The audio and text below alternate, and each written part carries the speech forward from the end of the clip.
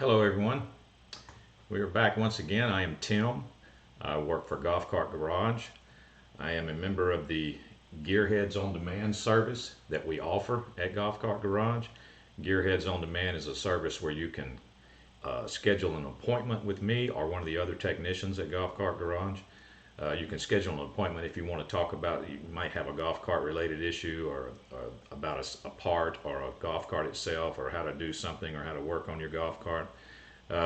You can schedule either a phone call with me or you can schedule a video session where I can take control of the camera in your phone and I can see what you're pointing out if you feel that you need to show me something in order for me to be able to help you. If you're interested in that service, click the link in the description. There's a link in the description that takes you to the scheduling page. Alright, well, we are back again here on YouTube and Facebook live right now at the same time. This is Thursday, May the 26th.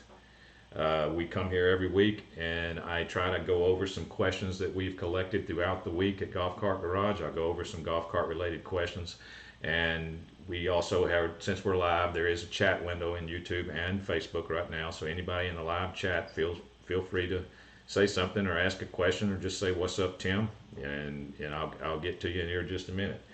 So we are going to go over the questions. Here we go. The garage is open, so let's get started.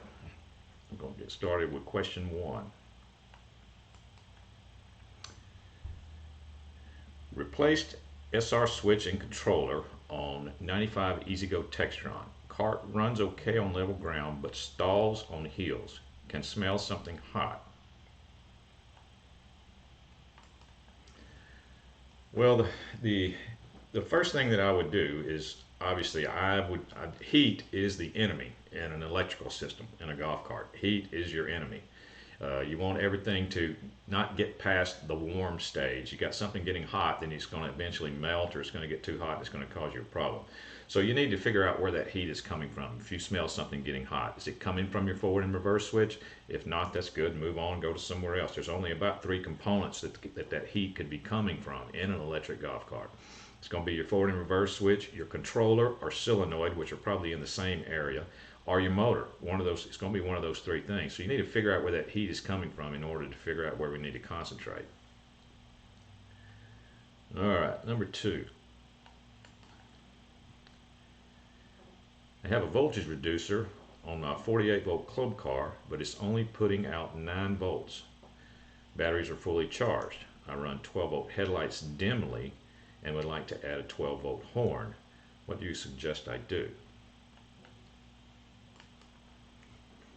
Well, if you have a voltage reducer and it's only putting out 9 volts, then there's only could be one of 2 things. Either your voltage reducer is faulty and it's only putting out 9 volts, or it's hooked up wrong, because there are different types of voltage reducers and they have different instructions depending on what voltage they reduce from. Like they reduce, you can get a voltage reducer that reduces 48 volts down to 12.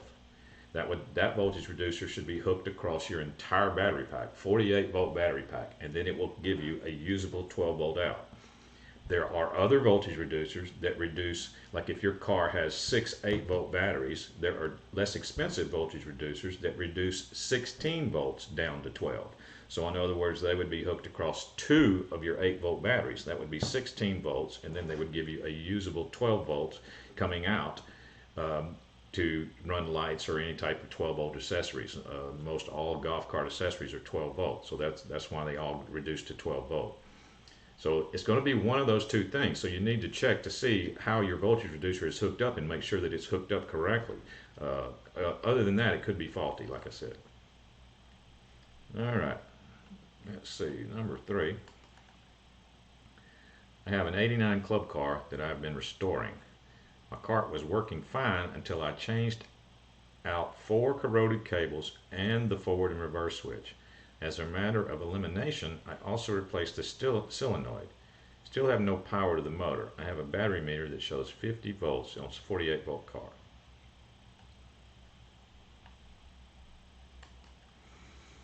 All right, anytime someone tells me that their cart was working before they did something and now it's not working, like you said, all you did was you changed the cables and you changed the forward and reverse switch.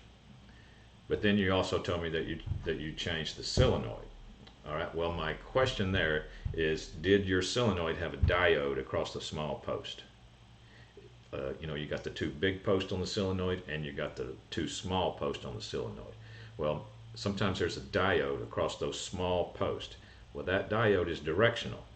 It has to go on the exact same way that it was before.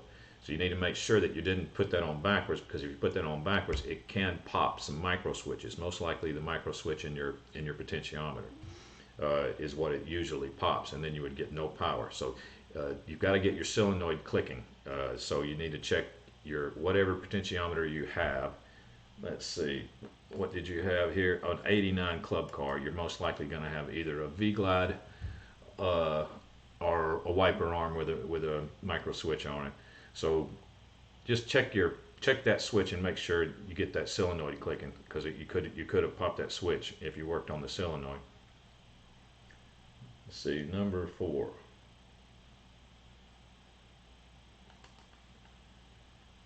Just looking for info on how to diagnose this issue. Electric EZGO cart slows to a stop going uphill with a fully charged battery, or at least the charge level light shows it's fully charged.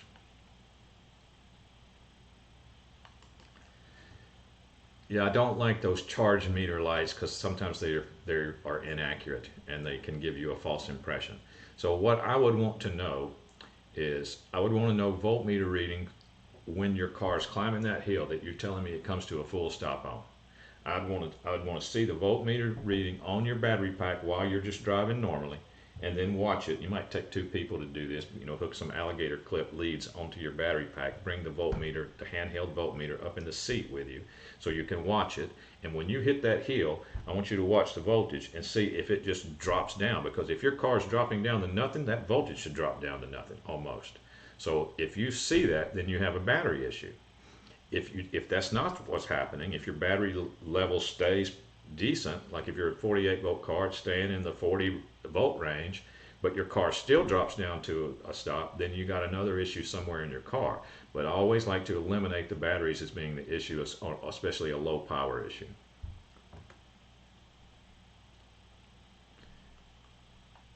Number 5 here is from Wayne. I recently purchased a used EZGO electric golf cart. It has a turn dial below the front seat and for forward and reverse.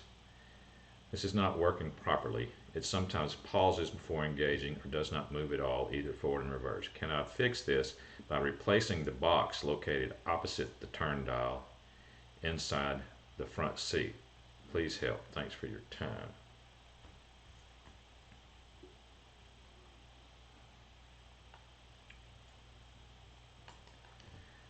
All right, I would like to know what year EZGO we're talking about. When you say turn dial, that makes me think that we're talking about an EZGO DCS cart. But at the same time, you could be talking about a series wound cart. And you said, could I fix this by replacing the box, or this opposite? So in a DCS cart, the thing that controls forward and reverse is inside of a box. It's inside of a black box. It's called your controller. That's what controls forward and reverse. In a series wound cart, the thing that controls forward and reverse is mechanical. Your forward and reverse lever has a rod that goes over to the passenger side of the cart, and inside there's a lid where it goes, and you take that off, and it's a mechanical forward and reverse mechanism. So if you could be having problems there, it just depends on which electrical system you have. So let's see. Number 6. I have an EZGO TXT gas engine golf cart. The instructions I have so far found, I printed out a factory manual, specify 30 weight non-detergent gear oil for the rear differential. It is also emphasized that motor oil is not gear oil. I have not so far located a source for 30 weight gear oil. They all seem to be at least 75 weight and above. I live in southwestern desert climate where summer temps often go well above 100 degrees. Do you have a source for the correct oil, or do you suggest an alternative oil?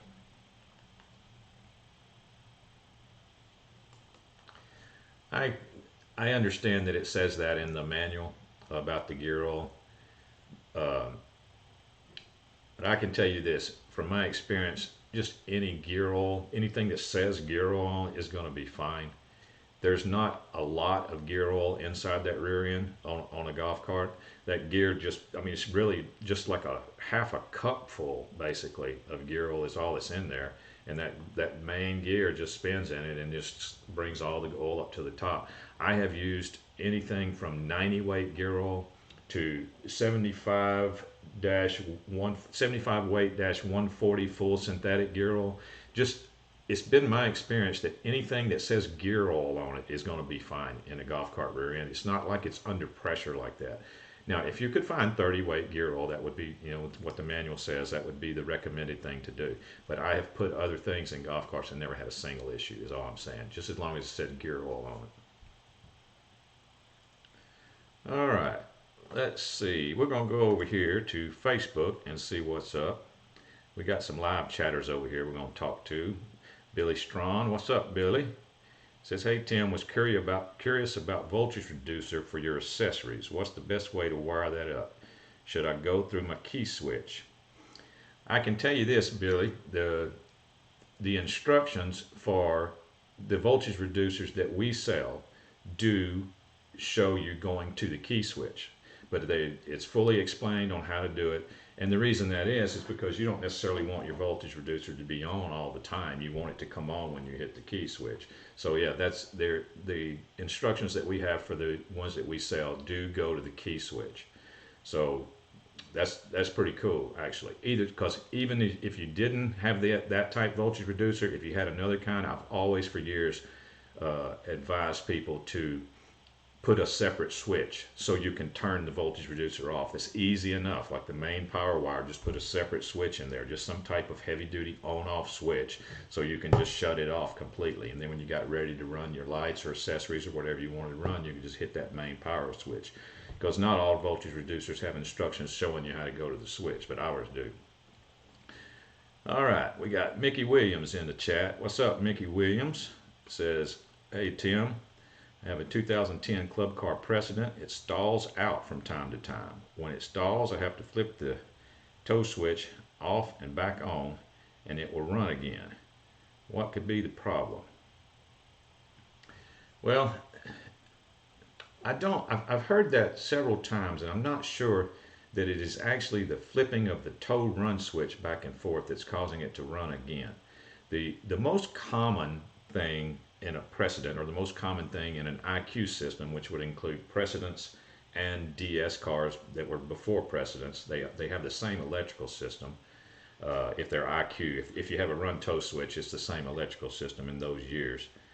The most common thing that I have found that causes them to stall out and be intermittent is the M core. That's one of them. We sell lots of M cores. I've changed lots of M cores for different reasons. Some of them for intermittent activation of the solenoid, some of them for, oh, and by the way, when your car stalls out, my question would be, does the solenoid click still, or does it not click?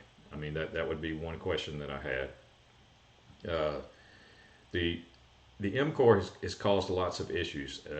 It's supposed to be a sealed unit, but I have a feeling that some of the problems I haven't never taken one apart to see if it was getting moisture inside of it, but to me it just seems like it must be, because if it's completely sealed, then I don't see how we would have so many problems with them. So that would be my guess on that. At least that's what I would start with, because anything else is going to get more expensive than that, Mickey. Let's see what we got. Got anything going on YouTube? No, looks like we're good on there. We'll come back to the live chat here in a second.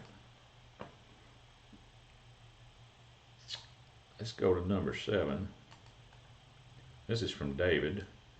I purchased a used 2017 Yamaha Golf Cart. It has really stiff suspension. It takes bumps in the cart path so hard that it causes my tape player to reset. I would like to have a really smooth ride. What changes should I make? Well, unfortunately, there's not really many changes you can make with your current wheel and tire setup, there's not changes you can make to the suspension except for playing with your air pressure.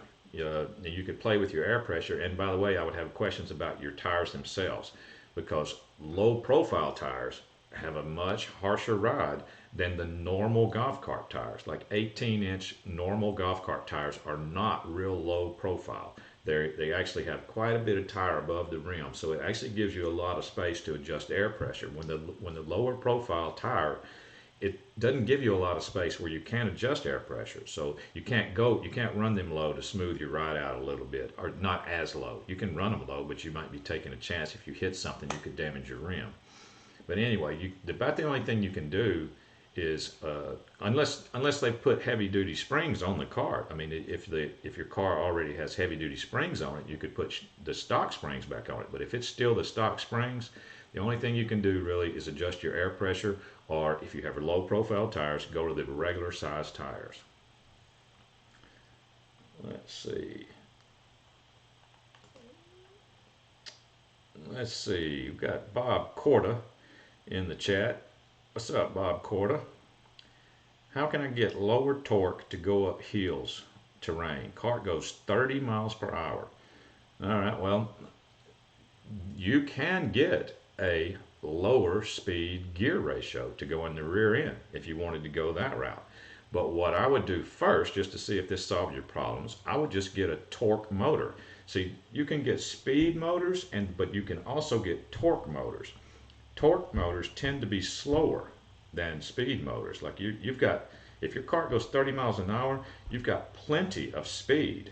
Now, if you could afford to shave some of that off, I guarantee you that you put a big torque motor in there, it would climb your heels better, but it is going to slow your miles per hour down. That's what I would do there.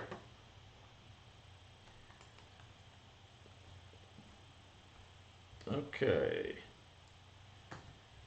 Go to number 8. This is from David. I have a 2018 Club Car Precedent, all stock. Would like to increase its speed.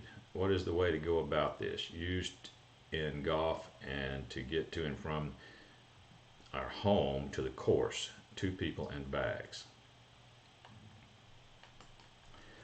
Well, the easiest thing to do to increase a little, depends on how much speed you want. You know, how much you want to increase it. A club car dealer can plug in their little computer and they can speed it up for you just a little bit. You know, if it's not set to the wide open setting already, there's some different settings that they can program, and one of them is flat ground speed. They could program it up to, if it's completely stock 2018, I think they can program it up to around 20 miles an hour, right at 20. So depending on how fast you're going now, you may be able to do that. Now, other than that, you could change out everything yourself. You could go with a combo kit that includes a motor, controller, and a heavy-duty solenoid, and then you could go faster that way. Just depends on how fast you want to go.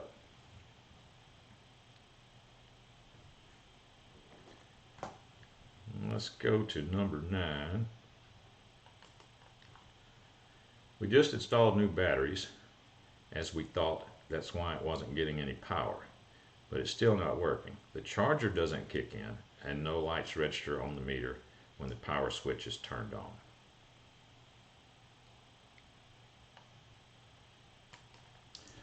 Well, you said the charger doesn't kick in. All right, now see, that makes me think right there that the voltage could be too low, because if your voltage in your battery pack is too low, your charger will not come on.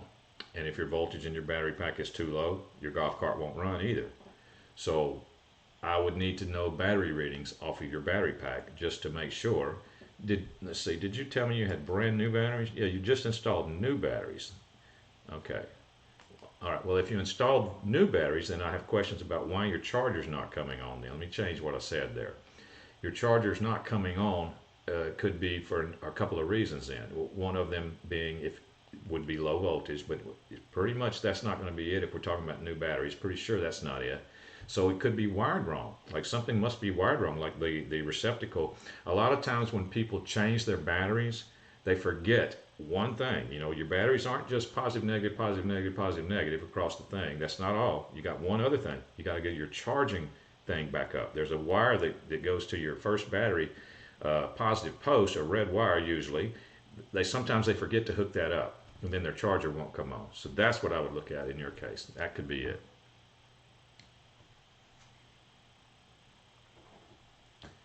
All right, let's go to number 10. Got a carburetor spitting fuel and leaking through the crank. Seems like a needle and float in the carb is the cause. Runs great. Would you replace the whole carb for a 1988 EZGO? I would replace it after I tried to fix the old one. Yeah, I'd try to fix it. Just get in there and check it out, and because it sounds like you're on the right track of what the problem is. Check it out and see if you think it's fixable. See how nasty your carburetor is. That's an 88. That's a pretty old car. It might be just too nasty, and then not, you might not want to mess with it. But I'd give it a shot first. Try to repair it. See if you can unclog it, or see if you can get the needle and seat to closing right. Maybe even you could look for a rebuild kit for it. But a new carburetor, new aftermarket carburetor, is not going to be very expensive either. So that's going to be it'd be an easy swap to see if that was your issue.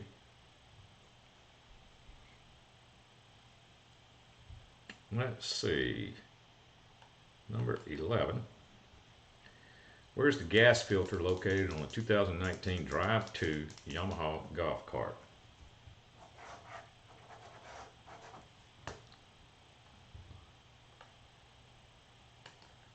I haven't worked on too many of those because they're relatively new, but if I'm not mistaken, it's inside the gas tank. You take the whole unit out of the gas tank, and it's on the very bottom of the fuel pump setup. That's where I believe it's at. Let's see, number 12. This is from Ron. EZGO Valor gas 2022. How to hook up an hour meter on this machine. Some said to hook it to the solenoid, but where is the solenoid on this machine? Any help would be appreciated. Again, very, very new cart. I haven't had one, but yes, you are correct. The hour meters generally hook up to the solenoid. And the reason that is, you don't want to hook them up to the key, because lots of people walk away and forget that they'd left their key on. You don't want that to happen, and your hour meter's running. Your car's not actually running. Hooking it up to the solenoid, only when the solenoid activates, that's the only time the car is going to be running. So that's when you want your hour meter to run. That would give you the most accurate reading of how many hours is actually on your car. So yes, you'd hook it up to the solenoid, but all the hour meters and everything that I've ever seen, they come with full set of instructions. But in the solenoid, it's going to be, just follow your accelerator linkage in that car, and it's going to lead to probably a box with a lid on it, and it's going to have just one bolt, or it might snap off. The lid may snap off, but anyway, your solenoid is going to be covered in an area, and it might be some fuses in there too. But that would be where your solenoid is. It should be really easy to find. Let's see here. Let's go over to YouTube and Facebook again.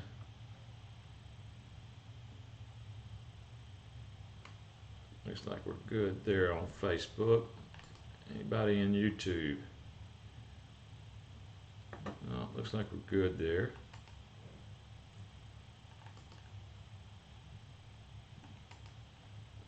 Okay.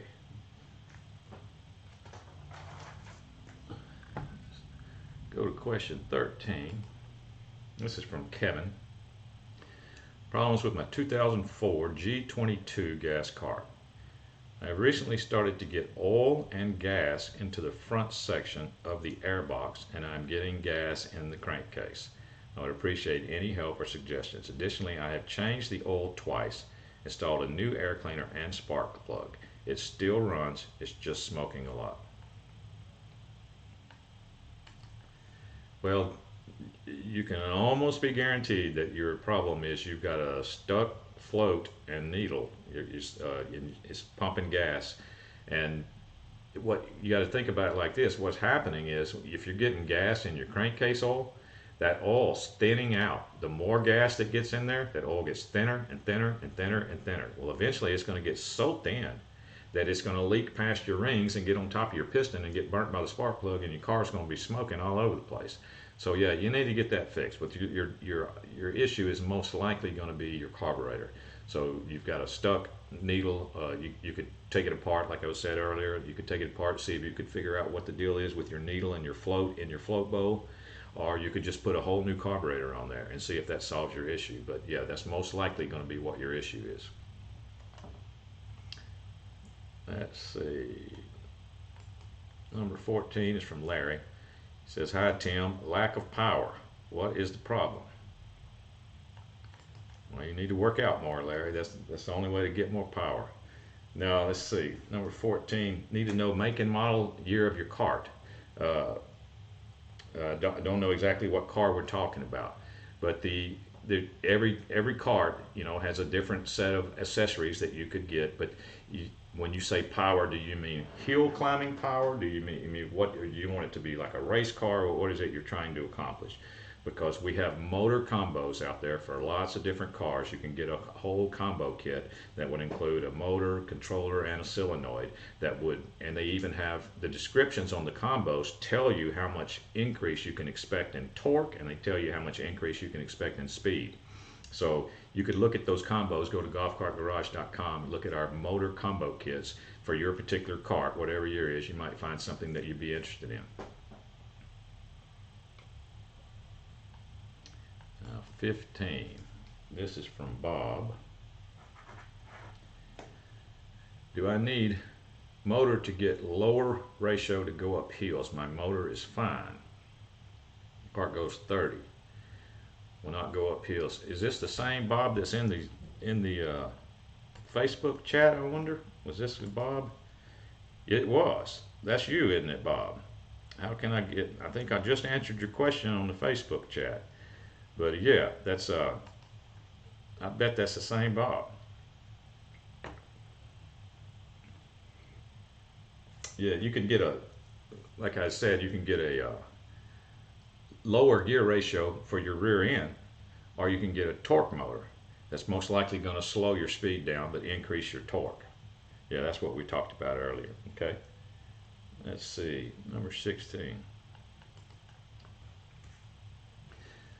My club car has been working fine, but all of a sudden it barely moves. I put it on charge every night, but it will barely move in a halting, jumpy, loopy kind of way, but very, very slow. No speed at all. I checked the battery connections. All are tight and all look good and clean.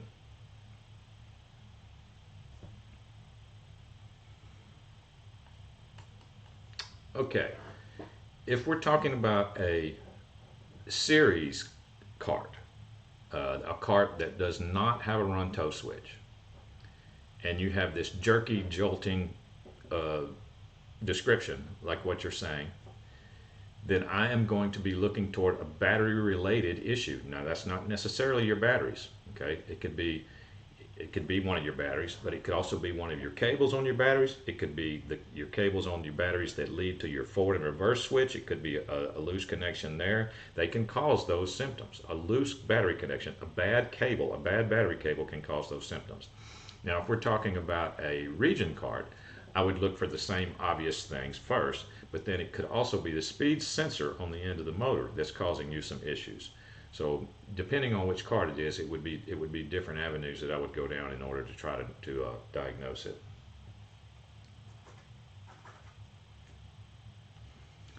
All right, number 17.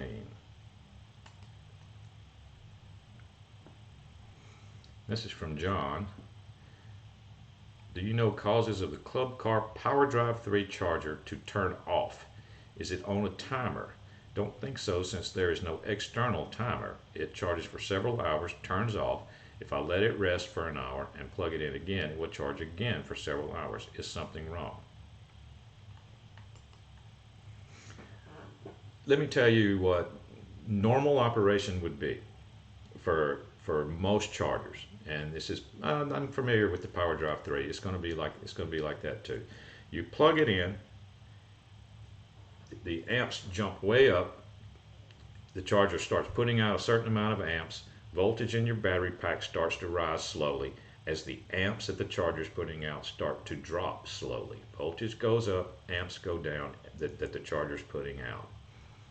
All right, the voltage in your battery pack is going to get up to 60 volts or more before that charger shuts off. Now, what makes that charger decide to shut off is this. It sort of is a timer, but it's not a timer from the very beginning. It's a timer that goes off when those voltages, as long as the voltage is rising in your battery pack and these amps are dropping in your charger, the charger's not going to shut off. If it kept going up, but eventually the charger is only going to be able to put out a certain amount of volts. The volts are around 60 something volts is what it's only able to put out. Once your battery pack gets to that voltage, that charger keeps track of how long it's there before any voltage changes. If it stays there and no voltage changes for a certain amount of time, the charger decides that it's a fully charged battery pack and shuts off. So it sort of is a timer, but it's a little smarter than that, you know, unless you had like an external timer like what you were saying.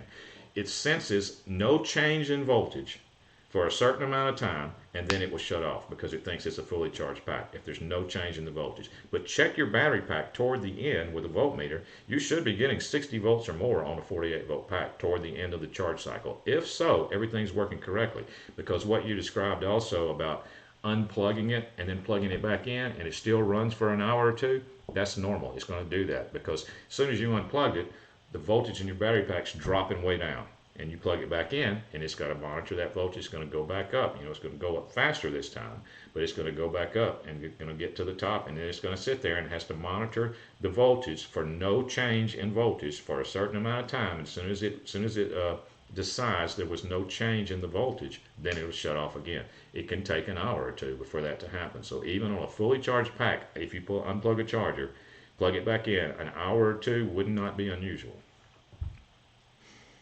All right, let's go over to YouTube and Facebook again, check things out, see if anybody's over there. Anybody in the chat, say something in the chat on YouTube or Facebook. I'm going to talk about something else here for just a second, but I'll get to you.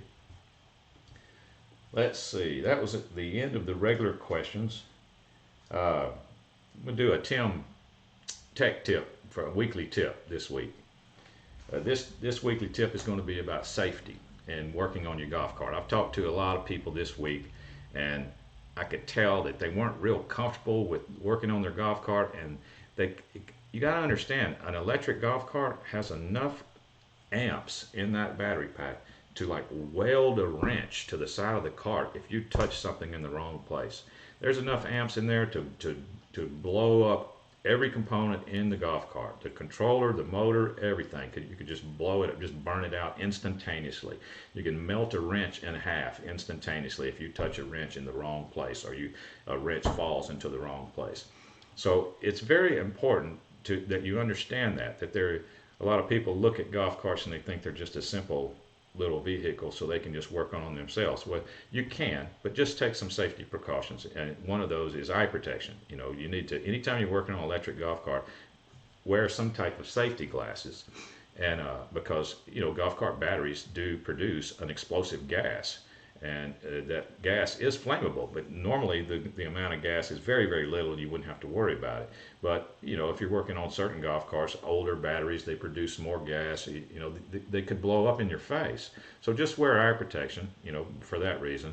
Another thing you can do is always anytime you're going to do any type of work on your golf cart, your electric golf cart, if you're going to do work on your forward and reverse switch, if you're going to do work on your solenoid, if you're going to do work on your motor, anywhere, always remove one cable off of your battery pack. Just take one cable, one battery cable, doesn't matter which one. Remove it off your battery pack. What you did is you just disconnected the circuit that your batteries is in, so you don't have power going to any of these other components now. That's a very important safety tip. Take one battery cable off before you work on your golf cart. If your golf cart has a run tow switch, put the switch in tow. Put the switch in, it's going to say either run tow or it's going to say tow maintenance, something like that. Put it in maintenance before you do anything, but still take a battery cable. That was going to be my Tim tech tip for this week. Let's see. Got nothing going on YouTube. Let's check Facebook. Looks like we're good there. All right, that looks like it's going to be it for this week. This weekend is going to be some beautiful weather. I hope it's going to be beautiful weather where you are at. Thank everybody for coming. Thank the people for joining in on the live chat. This weekend is Memorial Day. Don't want to say Happy Memorial Day because Memorial Day is a somber holiday. So I would want to say have a safe Memorial Day. It's going to be a lot of people traveling around after being cooped up from COVID and everything. So have a very safe Memorial Day. One before I forget, Extreme Golf Cart Makeover Season 2. Go to golfcartgarage.com, look for this logo, Extreme Golf Cart Makeover Season 2. You can win cash and prizes. You know, we're announcing winners all the time. You can win cash and prizes, so look for this logo, click on that for more info. Also remember, I am a part of the Gearheads On Demand service that we offer at Golf Cart Garage. That is where you schedule an appointment and I will call you, or I will take control of your phone camera and I can see what you're pointing at. We can have a video session or just a regular phone call. I may have run into your issue before. If you're interested in that, click the link in the description. All right, that looks like that's going to be about it for this week. Everybody have a safe Memorial Day, like I said, and we will see you next week. The garage is now closed.